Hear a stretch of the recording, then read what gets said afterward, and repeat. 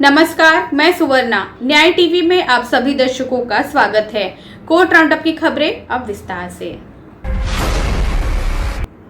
Allahabad high court ने पिछले सप्ताह अपनी पत्नी को आत्महत्या के लिए उकसाने के मामले में एक पति के खिलाफ पारित 2 सिद्धि के आदेश को रद्द करते हुए कहा कि पत्नी को अपने जीवन से अलग करना उकसाने की श्रेणी में आने वाला एक कारण नहीं हो सकता है।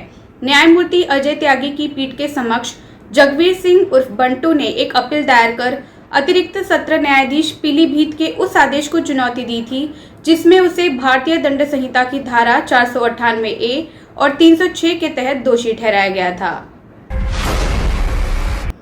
संक्षेप में तथ्य: 14 दिसंबर 2008 को शिकायतकर्ता ने थाना जहानाबाद, जिला पीलीभीत में एक लिखित रिपोर्ट प्रस्तुत की गई थी जिसमें कहा था कि उसकी पोती की हत्या हुई है। उसने बताया कि उसकी पोती की शादी जगवीर सिंह अपीलकर्ता से हुई थी। ये स्पष्ट था कि उसे जहर दिया गया है। अभियोजन का मामला ये है कि अपीलकर्ता और उसके माता पिता मृतक की शादी में दिए गए दहेज से संतुष्ट नहीं थे और वे अतिरिक्त दहेज की मांग कर रहे थे, जिसे पूरा न करने पर मृतक को प्रताड़ित किया गया था। अभियोजन का मामला ये है कि 14 वर्षीय पीड़िता को उसके पड़ोसी ने उस समय पीटा जब वो अपने घर में अकेली थी और जबरदस्ती छेड़छाड़ की।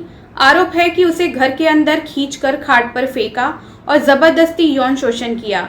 जब पीड़िता ने निचली अदालत के समक्ष मुख्य परीक्षण में घटना का वर्णन किया तो घटना का अत्यधिक ग्राफिक वर्णन किया गया। पीड़िता ने आरोप लगाया कि जब उसकी मां घर आई तो आरोपी मौके से फरार हो गया। उसने दावा किया कि आरोपी ने उसे घटना के बारे में किसी को नहीं बताने के लिए कहा। हालांकि उसने अपनी मां को इसका खुलासा किया और अगले दिन एफआईआर दर्ज कराई। केरल हाईकोर्ट ने राज्य में नाबालिगों के बलात्कार के बढ़ते मामलों से चिंतित एक आपराधिक अपील पर सुनवाई करते हुए कहा कि ये शर्म की बात है कि हर दूसरा मामला नाबालिग के बलात्कार से संबंधित है।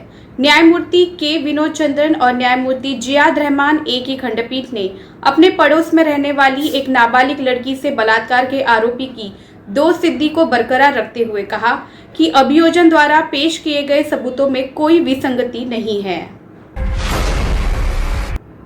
मद्रास हाईकोर्ट ने हाल ही में दोहराया कि मंदिर संपत्तियों पर छलपूर्ण या अवैध अतिक्रमण समाज के खिलाफ अपराध है।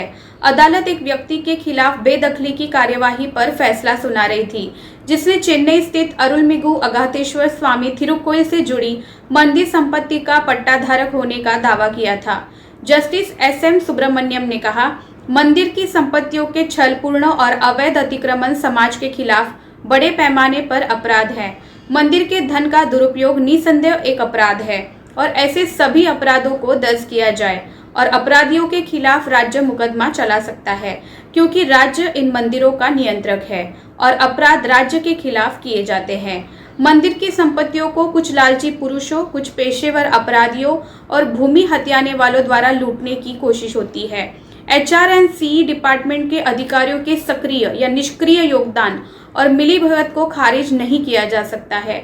ऐसे सरकारी अधिकारियों की ओर से इन चूकों, लापरवाही, कर्तव्य की उपेक्षा को भी गंभीरता से लिया जाना चाहिए और इस संबंध में सभी को उचित कार्रवाई अत्यधिक जरूरी है।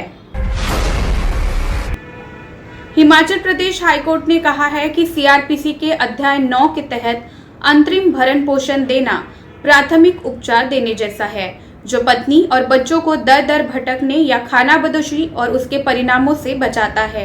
न्यायमूर्ति अनूप चितकारा ने कहा कि अंतरिम भरण पोषण देना प्राथमिक उपचार देने के समान है।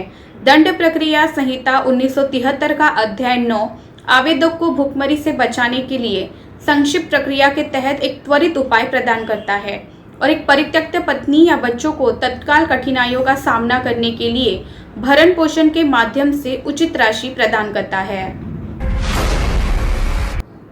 बॉम्बे हाईकोर्ट ने माना कि किसी आरोपी को अपराध का दोषी ठहराने वाले आदेश के खिलाफ तत्काल अपील करने का कोई मौलिक या वैधानिक अधिकार नहीं है। अदालत द्वारा 2 सिद्धि दर्ज करने के बाद अभियुक्त को सजा के सवाल पर सुना जाना चाहिए और सजा दिए जाने के बाद ही निर्णय पूरा होता है और दंड प्रक्रिया संहिता की धारा 374 के तहत आदेश के खिलाफ अपील की जा सकती है। पीठ, जिसमें जस्टिस SS शिंदे और जस्टिस NJ जामदार शामिल थे, ने कहा। अभिनेत्री कंगना रनौत ने गीतकार जावेद अख्तर पर 2016 में अभिनेता ऋतिक रोशन के साथ अपने सार्वजनिक झगड़े में कथित तौर पर लिखित माफी मांगने के लिए जबरन वसूली और आपराधिक धमकी का आरोप लगाते हुए एक निजी शिकायत दर्ज कराई। रनौत ने दावा किया कि अख्तर ने उन्हें और उनकी बहन रंगोली चंदेल को गलत इरादे से अपने घर बुलाया और उसे गंभीर परिणाम भुगतने की धमकी देकर रोशन से लिखित माफी मांगने के लिए मजबूर किया। रनौत अख्तर द्वारा उनके खिलाफ दायर मानहानि के मामले में पेश हुई थी। सोमवार को मेट्रोपॉलिटन मैजिस्ट्रेट ने मामले में कुंद्रा और उसके सहयोगी को जमानत दी। अदालत ने जुलाई में स्पष्ट रूप से कहा था कि शेट्टी के नाबालिग बच्चों के माता-पिता के रूप में प्रकाशन के साथ कोई भी प्रकाशन शामिल नहीं होना चाहिए। कोर्ट ने कैपिटल टीवी को उनके वीडियो को हटाने का आदेश दिया था। फिल्म विंडोज से हिना कुमावत और शुद्ध मनोरंजन के शिवकांत गौतम को अपने वीडियो दोबारा अपलोड न करने का निर्देश दिया गया। बॉम्बे हाईकोर्ट ने सोमवार को पॉर्न फिल्म रैकेट मामले में अभिनेत्री शिल्पा शेट्टी के पति राज कुंद्रा की गिरफ्तारी के बाद उनके बच्चों पर मीडिया में आई खबरों पर चिंता व्यक्त की।